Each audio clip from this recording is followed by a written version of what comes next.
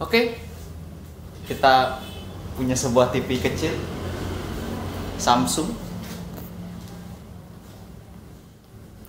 Keluhannya adalah mati total.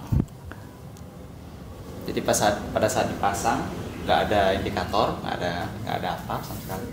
Kita akan coba.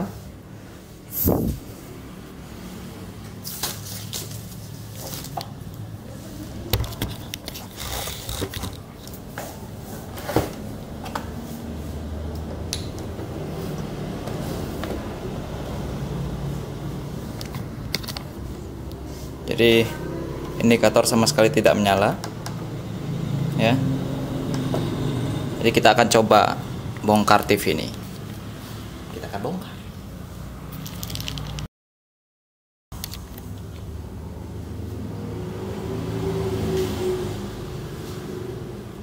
Jadi TV-nya lebih mirip seperti monitor.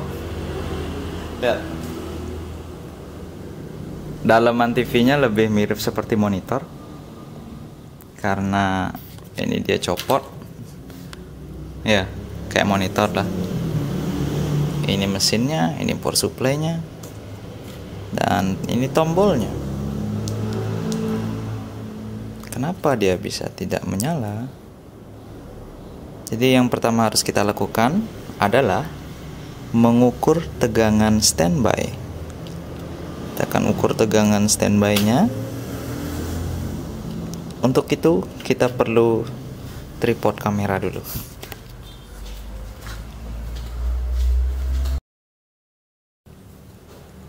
Oke, untuk mengukur tegangan standby tentunya kita harus ukur di bagian konektor pin out-nya ini.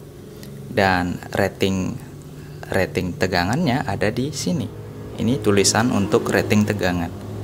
Jadi di sana ada tulisan 5 volt, lalu apalagi itu ya, ground yang mana itu kelihatan 13 volt juga ada. Dan kita akan mulai untuk membacanya. Jadi volt DC,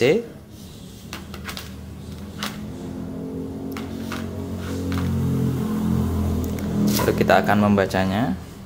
Probe, salah satu probe ground kita hubungkan ke body, kita jepitkan gitu aja bisa, yang penting dia kena body. Lalu probe positif baru kita akan ukur nanti di sana.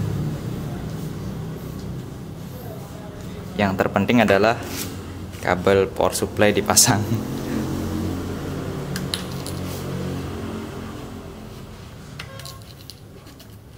Oke, sudah terpasang. Lalu kita akan ukur dulu tegangan 5 voltnya.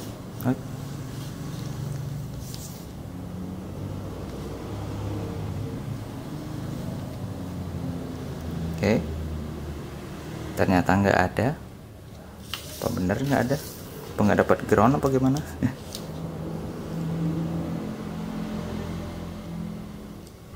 Kita akan coba lagi sekali. Oke, memang nggak ada ya, 0. Lalu kita akan coba ukur tegangan ini, tegangan A5 volt, A5 volt. Oke, tegangan A5 volt juga nggak ada. Lalu kita ukur di 13 volt, 13 volt sudah pasti nggak ada juga. Nah itu dia.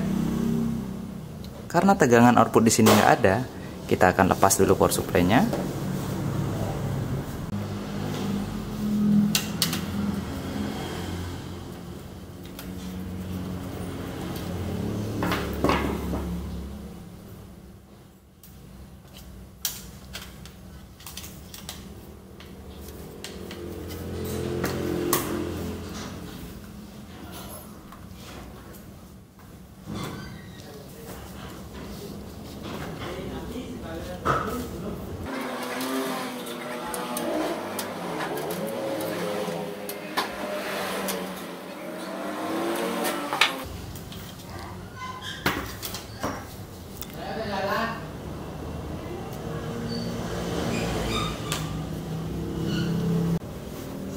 Oke, ini dia power supply-nya.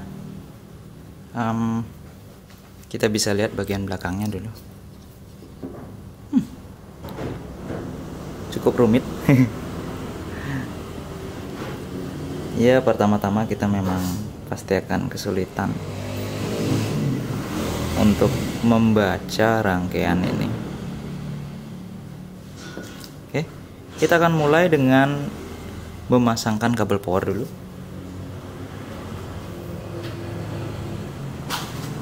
Jadi kita akan ukur dia dari titik kabel powernya. Gini aja dah, bisa dilihat kan? Ini yang nggak bisa dilihat. Nah, kayak gini dah.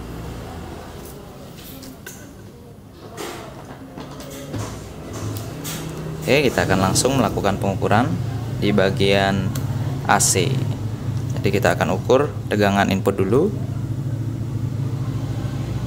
Oke, tegangan input ada, lalu melewati fuse, lewatin fuse ada ya, lalu kita lewatin dioda, kembali ke DC ring switch-nya. Diperhatikan di sini negatifnya yang mana? Negatifnya itu adalah yang ada garis hitam ini, berarti ini negatif dan ini positif. Oke, tegangannya ada, bisa dilihat 300 volt, 290 volt DC. Dan sekarang kita akan ukur di bagian output dari trafonya. Ini kita matikan dulu biar saya bisa lihat mana bagian output trafo, atau istilahnya dia sekunder dari trafo switching. Oke, sudah saya cabut, jadi aman. Ini trafo switchingnya. Jadi kita lihat mana dia, kok tiba-tiba menghilang. Oh, ini ini dia, ini kakinya. Jadi ini primer, ini primer, karena DC 290 volt ke sini, berarti ini primer, dan ini sekunder, ini berarti outputnya itu. Lalu kita akan ukur. Jadi sebenarnya kita harus mengukur di sini dulu, tapi karena di sini kalau dia nyala itu frekuensi tinggi, itu kalau kita ukur malah mungkin bisa merusak dari itu avometernya. Jadi kita akan ukur tegangan di sini aja. Jadi perhatikan keluaran dari trafo switching ini nanti bakalan ada salah satu kaki yang melewati dioda. Jadi kita akan coba urutkan satu jalur seperti ini, misalkan ini kita urutkan ya. Oh, ngeblur ya, ini saya sedang. Nah, ini kita urutkan. Oke, ini ada dioda, sudah. Lalu dia melewati dioda, itu berarti sini sudah DC. Kita akan ukur tegangan DC di sini apakah ada. Oke.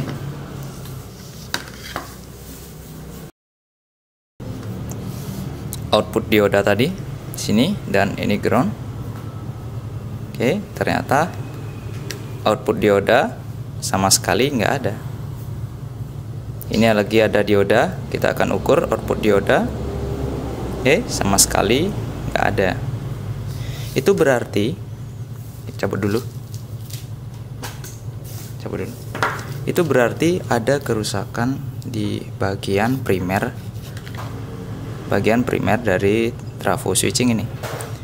Bisa aja yang rusak itu IC ini, bisa aja karena inilah yang bertugas untuk men-switch tegangan ke trafo switching. Jadi dia yang memberikan osilasi tegangan sehingga medan magnet bisa muncul di primer. Kita bisa cek dulu komponen-komponen yang kecil seperti apa, misalkan dioda, ada dioda di sekitar itu bisa dicek. Lalu juga ya dioda aja sih adanya. Komponen intinya itu aja. Jadi apakah kita bisa langsung mencoba untuk menggantinya? Jadi jangan dulu. Kita bisa mengujinya secara sementara. Jadi cuma tes gitu aja, tes. Kita akan uji secara cepat. Kita akan ukur bagian ground kita hubungkan ground. Ini AC, ini harus AC ya. Sorry, DC. DC tapi dia DC terswitch. Jadi kita ubah ke jadi AC. Kita akan ukur. Kita ukur DC aja dulu dah. Plan kali ini. Ini ground. Ini di sini ukur. Jadi tegangan masih ada. Lalu loncat resistor ada. Lalu dia, coba kita lihat di sini kemana aja dia tuh. Jadi dia melewati, coba nggak jelas komponen.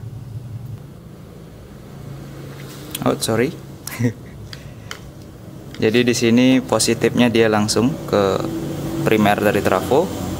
Yang di trigger atau yang di switch itu adalah tegangan negatifnya. Bisa dilihat di sini. Ini positif langsung terhubung dengan trafo. Dan negatifnya itu terhubung dengan rangkaian SCR ya. Dan hanya itu aja. Kita akan ukur tegangan di trafo switching. Apakah bisa? Mode AC. Kita lihat.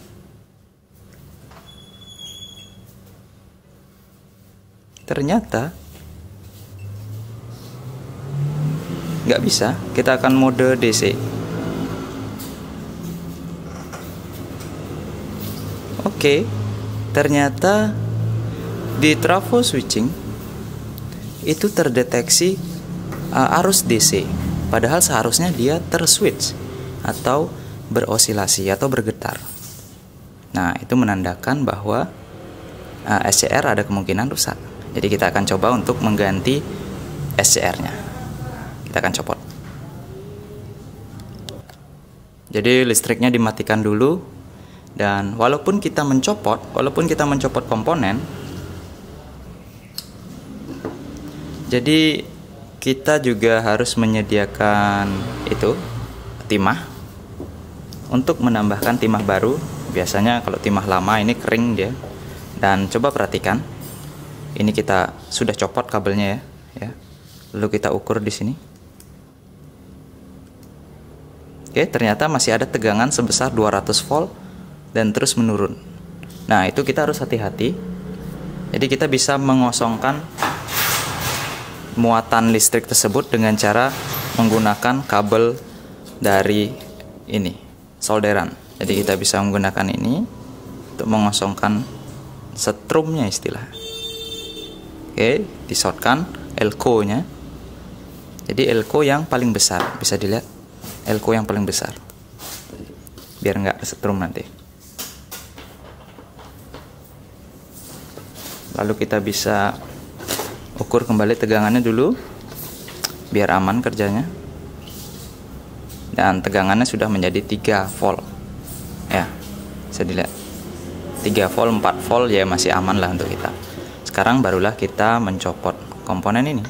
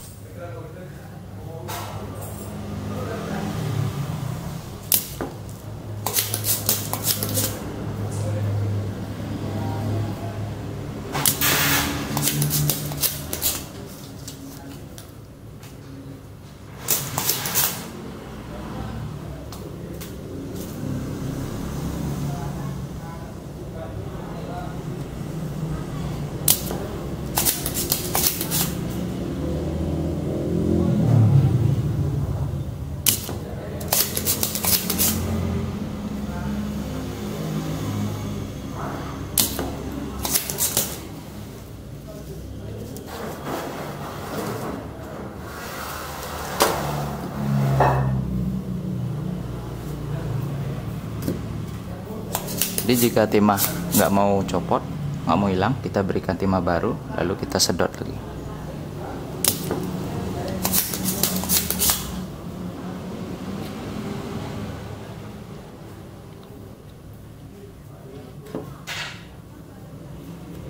Itu adalah trik untuk mengangkat kaki komponen yang membandel. Ini baru kita copot.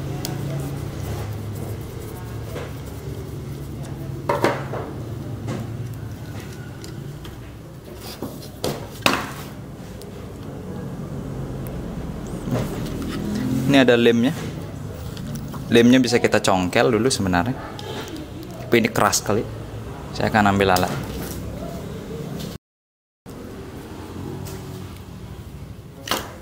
Oke, kita lumayan dibuat repot. Dan ini adalah komponennya. Lagi-lagi tertutup lem. Dan coba saya lihat dulu kodenya. Oke, terlihat sedikit ya. Kita akan beli komponen ini. Yuhu.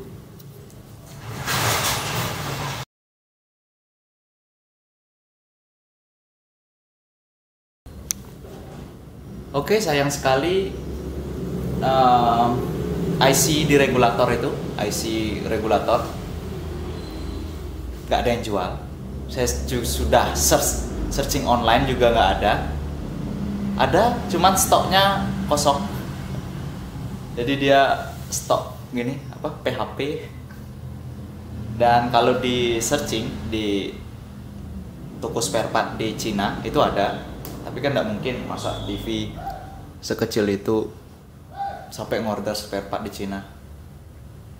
Nah, sebenarnya bisa diakalin karena tegangannya cuma 5 volt, 13 volt. Itu aja 2. Coba kita lihat. Ya, cuma itu aja 5 volt sama 13 volt. Nah, cuman saya nggak akan modifikasi dulu karena belum konfirmasi ke orangnya.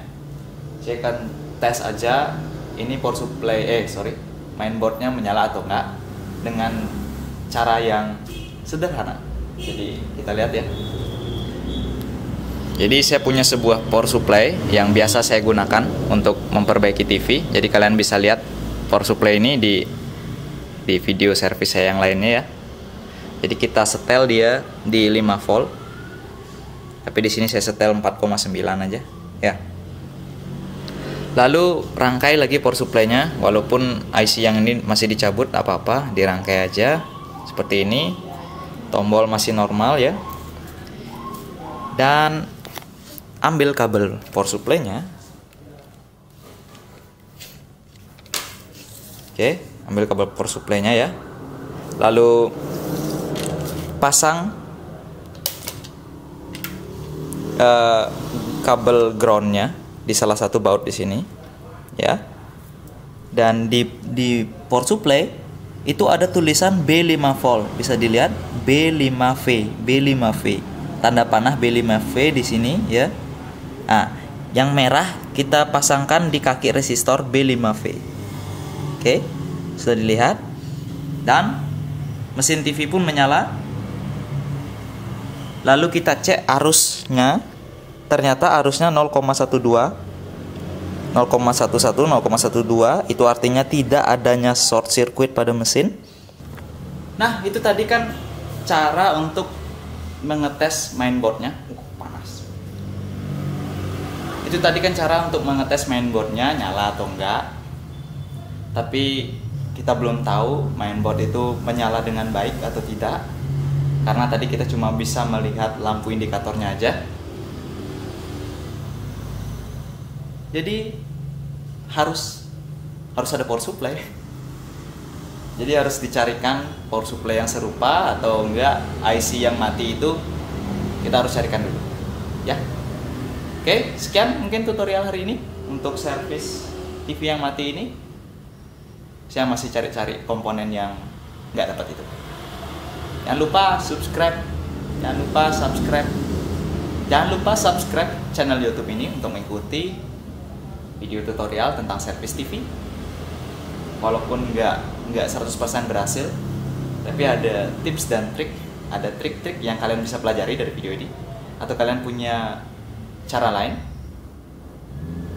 untuk menghidupkan mesin ini, silahkan tulis komentar Anda di bawah ya. Sampai jumpa.